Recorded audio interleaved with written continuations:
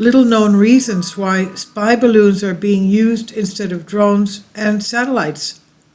Observation balloons have a history that dates back to the 18th century, but the technology is very much having a return to the spotlight. Surveillance balloons are enjoying a resurgence in the spotlight this month as tensions escalate between the US and China over their use in each other's airspace. The first, equipped with solar panels and multiple antennas, was spotted over the US in late January, and it was shot down by an F-22 jet off the South Carolina coast on February 4th. Since then, another 3 large airborne objects speculated to be surveillance balloons, have been shot down in the US and Canadian airspace, the most recently being over Lake Huron in Michigan, yesterday over the Great Lakes. China has this week countered with a claim that the US has sent 10 high-altitude balloons illegally flying above the People's Republic since last year. And today, speaking to Sky News UK, Transport Minister Richard Holden said that it was possible that spy balloons have also flown over Britain, he said. According to international security expert Professor John Blaxland of the Australian National University, there are good reasons why intelligence agencies are turning back to balloons in an age when we might expect surveillance to be driven by high-tech satellites. Part of it, he told The Guardian, is that systems are now being developed to target enemy satellites, from laser tech to so-called kinetic weapons, payload-free projectiles. He said the whole point is higher ground. With space now being so congested and contents now so vulnerable, that subspace domain, the upper atmospheric domain, has developed a whole new utility and importance for international surveillance and espionage. Another reason for balloons is that they're considerably easier and cheaper to deploy than satellites, which require expensive rocket launchers or drones. And while they may not offer the reliability of coverage of satellite, they move much more slowly, affording them more time to scan the areas which they overfly. The relative economy of a balloon launch, compared with, say, a rocket, is the same reason why balloons continue to play a role in scientific research. Last August, for example, saw NASA deploy 6 research balloons into the stratosphere above Fort Sumner, New Mexico, some of which, when fully inflated, are the size of an American football stadium and stay aloft for a few days.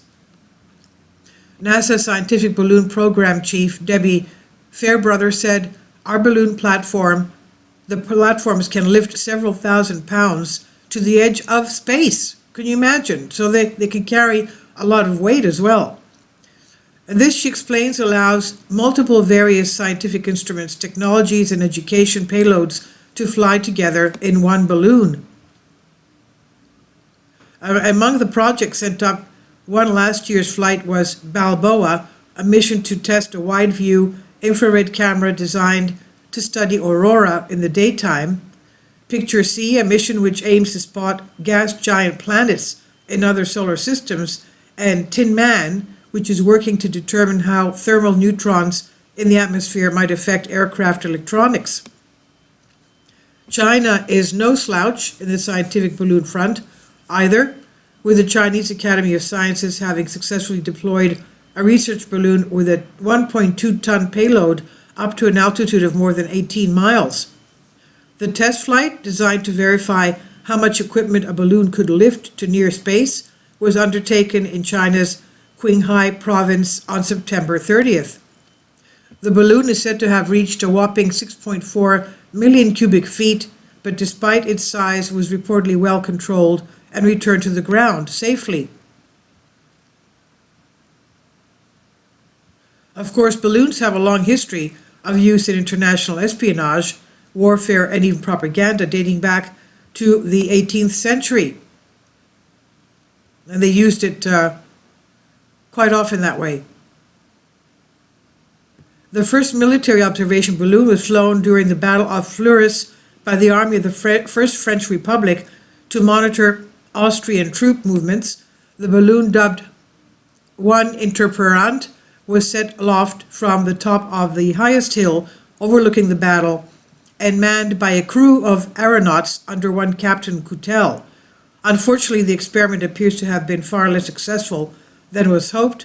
In his memoirs, General Jean-Etienne Championnet noted that nothing of importance had been garnered from the flying observation platform. Colonel Jean de Dieu Soult was less kind, writing, "This ridiculous innovation would not even deserve to be mentioned if it had not been made out to be something important. The truth is, this balloon was just plain embarrassing." A general and an engineer entered the gondola to observe. It was said, and the enemy movements, but the highest height where we let them go up, the details escaped their view and everything was confusing. So they couldn't tell what was going on the ground because they were so high up. But anyway, despite l'entrepreneur's apparent redundancy, observation balloons continued to be used for more than a century, being a feature, for example, in the American Civil War, 1861 to 65, the Franco-Persian War, 1870 to 71, the Second Boer War, 1899 to 1902. In fact, a hydrogen observation balloon remains the oldest preserved manned aircraft in Europe. Operated by the French Aerostatic Corps, the 32-foot diameter L'Intrépide was captured by the British at the Battle of Wartburg, September 3rd in 1796, and taken to Vienna, where it remains on display today in the Herzgeschichtliche Museum. I'm sure I didn't pronounce that right. The use of balloons by the military reached its zenith during World War I, before declining as it became ousted by development in aircraft. However, they did continue to be employed into World War II, when they were used by both Allied and Axis powers to drop explosive and incendiary devices, and beyond into the Cold War. As historian Dr. Ebony Nilsson of the Australian Catholic University writes in The Conversation, in the 1950s, Soviet soldiers in East Germany often saw white balloons overhead. Rather than spying, these balloons dropped propaganda leaflets produced by US-backed groups into Western Germany. As Dr. Nilsson explains, however, balloons are far from the most wacky devices used to get a heads up on the enemy. She said the history of surveillance includes many operations that now appear strange or even absurd. Intelligence organizations often try creative solutions to outwit their targets. Animals are often roped into the becoming unlikely infiltrators. The U.S. Navy has long trained dolphins and sea lions to search and patrol waters, for example, to detect submerged mines. And in the 1960s, the CIA experimented with implanting microphones and transmitters into cats with the goal of sending them to eavesdrop on conversations.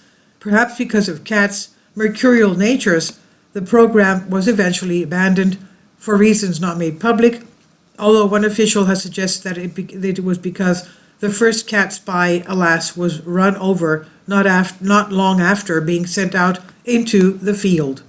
And this is by Ian Randall on Express UK. Please leave your comments and thank you for your support. Kindly support my Patreon account. The daily posts are 5 videos daily, and they are totally different from what I have on my YouTube channel. Thank you so much for your support and that you find all my content so interesting. You'll find the Patreon account details in the description box.